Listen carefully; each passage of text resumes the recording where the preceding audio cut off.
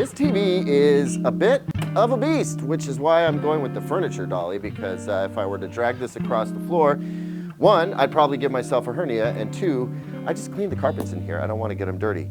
What's up? Caleb Dennison here. So here's the thing. This is going to be a weird review because I feel like I already did it last year when this TV was called the X95K.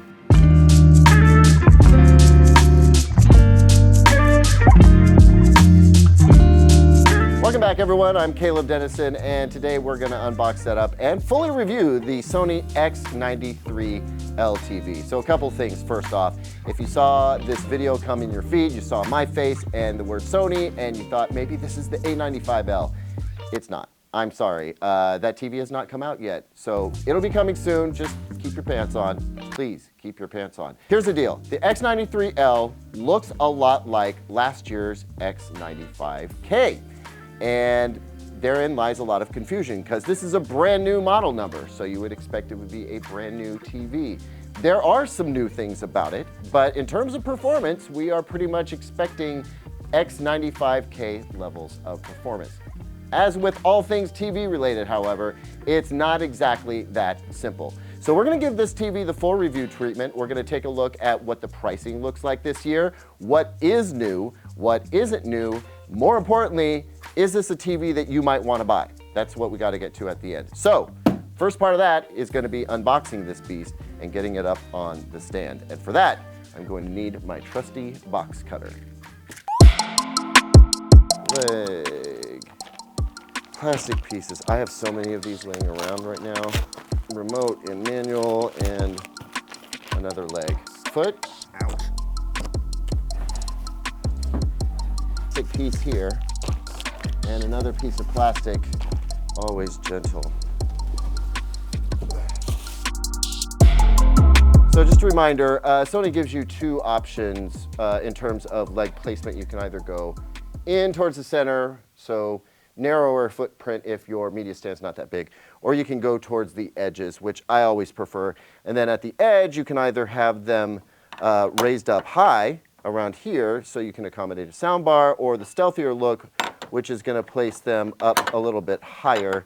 That's the way I'm going to go. Although that may change, I think we're going to start seeing more TVs bundled with sound bars in the future, specifically from Sony. So that'll be interesting. This may be the first time I've ever seen champagne-colored legs.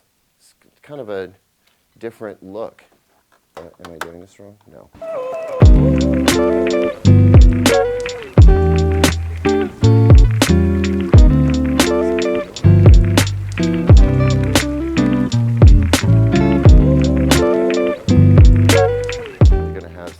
Plastic film to remove. You know, I don't mind the plastic film removal so much if it's easy to do. Okay, so while this is in update mode, which is going to take a little while, let me just say that the Google TV setup process was more or less what I expected, with one major exception, and that is that it didn't let me use the Google Home app in order to set up the TV. I had to plug in my email address and password manually, which doesn't sound like it's that big of a hassle, but it is for me. Anyway, I'm not sure what's up with that. I'll check with Sony. The other thing that was a positive in terms of setup was, well, just take a look. It actually put the eco setting right front and center as soon as you start setting up the TV. So you can have a low energy consumption, medium energy consumption, or you can turn the eco mode off entirely, which is what I did because I want the TV to get as bright as it possibly can. We'll see later that the eco settings have now been put in a much easier to reach spot within the menu. That's actually one of the notable things about Sony's 2023 TV line, so I'll show that to you later. But for now, we're just gonna let this thing update. I'm gonna do all of my testing, and when I come back, I will look different. I'll be wearing different clothes, and I'll have a full opinion for you on this TV.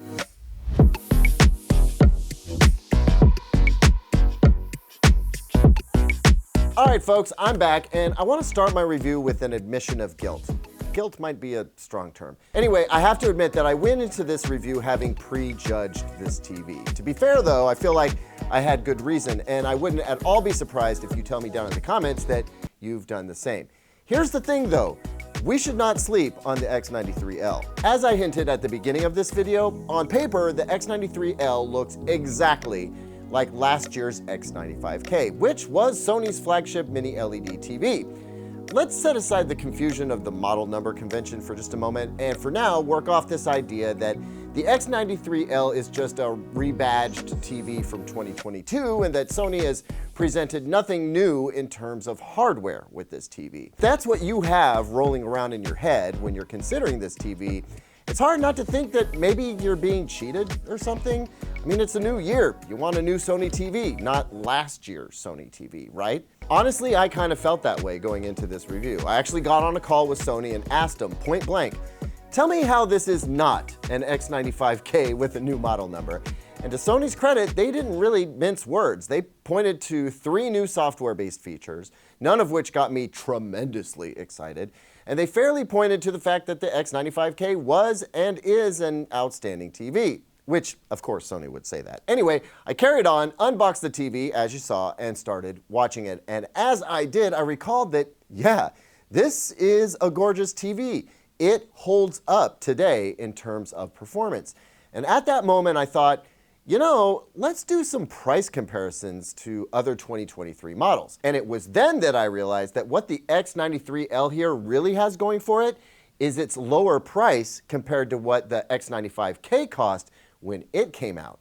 Yeah, the price. A Sony TV's price is the difference maker. I didn't see that one coming either. We spent so much time talking about the Sony tax, right? But the X93L is significantly less expensive than the X95K was when it first came out. For example, the 65-inch X95K had a $2,800 street price at launch.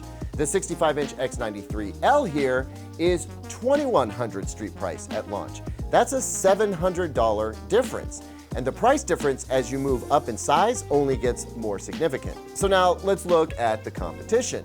The 65-inch Samsung QN90C, also a mini LED backlit TV, is $400 more at $2,500. The 65-inch LG QNED99, which admittedly I haven't seen since CES, but it left a great impression, that's also $400 more at $2,500. Now granted, there may be a handful of features that the LG and Samsung offer that the Sony X93L does not. I mean, the Sony only has 2 HDMI 2.1 inputs, whereas the Samsung and the LG have 4, for example. But if we look at overall performance for the price, the Sony X93L is looking like a pretty smart choice. So what we have here is that the X93L is coming in well under 2023 OLED TVs of the same size and just under competing mini LED sets from Samsung and LG. Now, if we toss the TCL QM8 and Hisense U8K into the mix, well, of course, both TCL and Hisense sets are seriously undercutting all of the competition. But there are trade-offs with those sets that I'll be digging into in future videos. So if you want a bright, punchy mini LED TV with Sony's outstanding motion, color resolution, and HDR tone mapping, the X93 is looking like a pretty awesome deal. But I'm getting ahead of myself here. I'm gonna assume that you know nothing about the X95K from last year and dig into the measurements I got when testing the X93L, and a little deep dive I like to call numbers for Knit Nerds. By the way, if I made some Knit Nerds merch, would you buy it? Like t-shirts, hoodies, coffee tumblers, you know? If you're into it, let me know down in the comments right now. So here's the rundown. I tested the X93L with a SpectraCal C6 profiled to an X-Rite i1 Pro 2 using Calman software, and at first I used the IMAX Enhanced mode, but later I used the Cinema preset, which offered slightly better accuracy out of the box. Keep that in mind. Didn't expect that. Anyway, the pre-calibrated SDR settings were pretty impressive. The 2-point white balance had errors under a delta E of 3, but 2 ticks off the blue gain and blue bias pretty much zeroed out the errors entirely. The SDR peak brightness came in around 350 nits, which is a little high for standard, but more in line with what most folks will need and want, so I think that's a smart choice on Sony's part. Color accuracy was quite accurate, with Calman showing an average delta E of 4.2. Now remember, 3 or lower is imperceivable. It just above 3, jury's out on whether you could tell a difference. Anyway, this is in the great to excellent camp for out-of-box performance. HDR10 content showed peak brightness of 1800 nits from a 10% window and just shy of 1000 nits full field white. Color accuracy here was excellent with an average delta E of 1.92, so no perceivable errors other than 2 oddball colors that were pretty out of whack. The X93L produced 93% of the UHD P3 color gamut and just over 73% of the BT 2020 color space. There we see a little bit of room for improvement that's common with LCD TVs. If the colors could get a little bit brighter, that additional color luminance would improve the overall coverage of the BT 2020 color space. In other words, exactly like the Sony X95K from last year. I mean, I compared the 2 reports and they looked spot on similar. So from those measurement points, the X93L does look a lot like the X95K, but what matters most to me though is how this TV handles backlight control. And again, I don't really expect it to be any better or worse than last year's X95K. And it isn't. From my memory, it is exactly the same.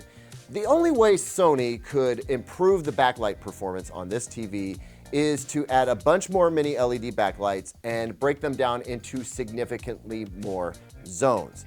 And they have done that with the X95L, a more expensive TV that's Sony's new flagship, and it's only available in an 85-inch model. So if you want the ultimate in mini LED backlight performance from Sony, it comes from the X95L. So for the X93L's part, Sony has opted not to add a bunch of cost, but instead bring the price down on this TV. And I suspect that Sony believes that like 9.6 out of 10 customers will be thrilled with this TV's backlight performance, and that the folks who want more or better video enthusiasts like many of us will either spend the money for an OLED TV or go for the X95L upgrade. Frankly, that seems like a pretty smart business decision. It's gonna get more Sony TVs into more homes.